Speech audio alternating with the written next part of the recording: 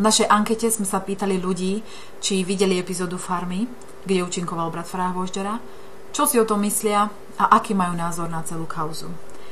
Videli ste Farmu 3, diel, v ktorom vystúpil brat farár Hvožďara?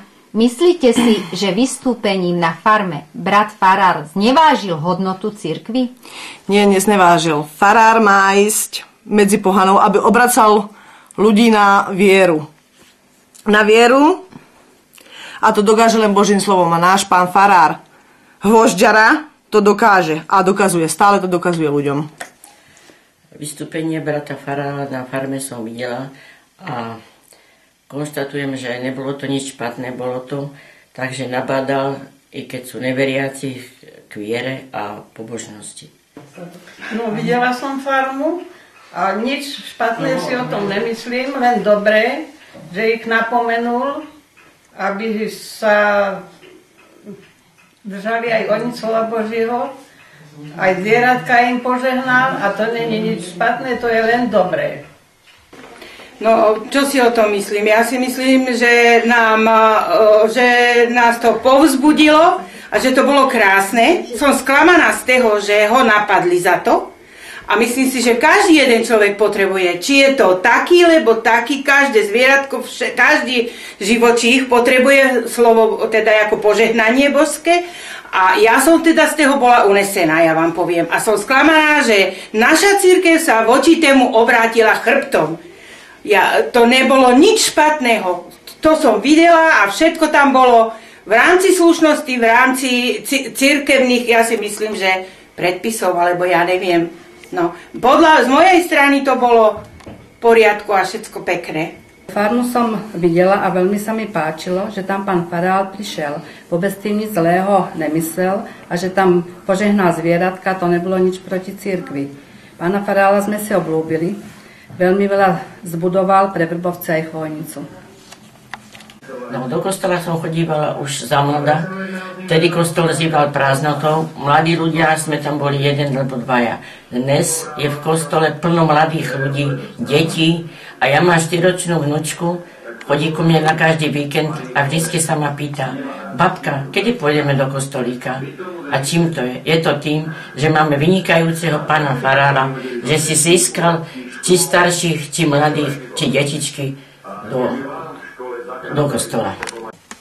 Nepobúrilo ma nič, myslím si, že išiel zvestovať len slovo Božie na farmu a ja sa pripájam, preto, lebo on tam išiel len z toho dôvodu, že ho požiadali a išiel tam spraviť takú povinnosť, že boli pamiatka zosnulých a inšie nič, to je všetko tiež išiel tam po povinnosti a všetko bolo podľa mňa v poriadku. No, určite spravili veľkú chybu a oni už dobre vedia a myslím si, že ho mali za to pochváliť a ne ešte mu ako narobiť veľké nepríjemnosti a znečistiť jeho meno, pošpiniť v médiách. No, tak ja voči pánovi farárovi Hvožďarovi nemám nič, som rada, že tady pôsobí a som rada, jak vedie deti k viere a ak sa o ne stará. No ja si myslím, že náš pán farár Hvožďala dosť prospieva našej cirkvi aj Vrbovcom, našej obci, vrchu aj Chvojnica.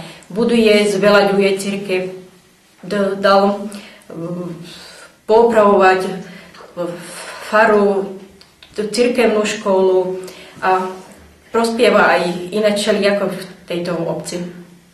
Tak ja som spokojný s pánem farárem, co dokázali, jaká je okolo toho, jak kostela, staruškou a všelijaké okolo fáre, jak sa to spravilo všetko, než som tam nejaké práce tež prehodil, som tam robil, ale som velice spokojný a som za to, aby ten pán farár zostali tady, lebo takého hospodára, jak oni byli, také tam do človeka nebylo, takého hospodára, takého farára. Tak. Ja som veľmi spokojná s našim pánom farárom. Môj názor je taký, že keď sa vysloví meno Hvožďara, že to znamená pro Chvojnicu, to je vysoko vzdelaný, inteligentný človek, ktorý tu dovčírka neexistoval na týchto kopenicách. A tie pochybnosti, co sú na ňo vymyslené, to sa nedá prehodnúť. Je to inteligentný človek. Chcem len povedať toľko, že bojujem za nášho pána farára, vzývam pána Boha a hovorím to aj v básniach. mám ho rada a bojujem za ňo veľmi. A chodím veľmi rada do kostolíčka. No, stretávame sa v Chojnici. Pán farár je prítomný, tam si zaspívame piesničku, vybereme z Božího slova a rozímame o tom, aby sme sa víc priblížili k Pánu Bohu. Víc ho chválili, oslavovali a ďakovali mu, lebo každý deň sa dokazuje svoju milosťou a svoju lásku pri nás, že je s náma, že nám pomáha, dáva silu svojho ducha, aby sme zmocnení jeho pomocou mohli vykonávať aj ďalšie svoje povinnosti, aj práce. A za to zase potom si posedíme, povypráviame, zaspívame piesničky a tak chceme na česť a chválu Pánu Bohu žiť a pracovať. Zbor biskupov a seniorov Evangelickej cirkvi na Slovensku publikovali vyhlásenie, v ktorom verejne odsúdili vystúpenie brata farára na farme. Aký je váš názor na reakciu zborov biskupov a seniorov?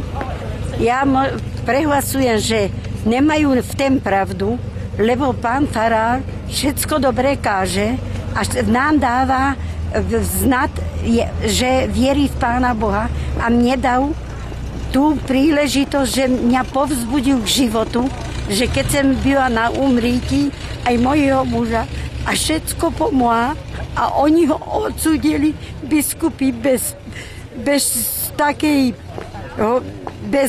co nemieli pravdu a vypráviali, že sa oblékajú špatne, tak sa oblékajú aj v zahraničí a ne, že on.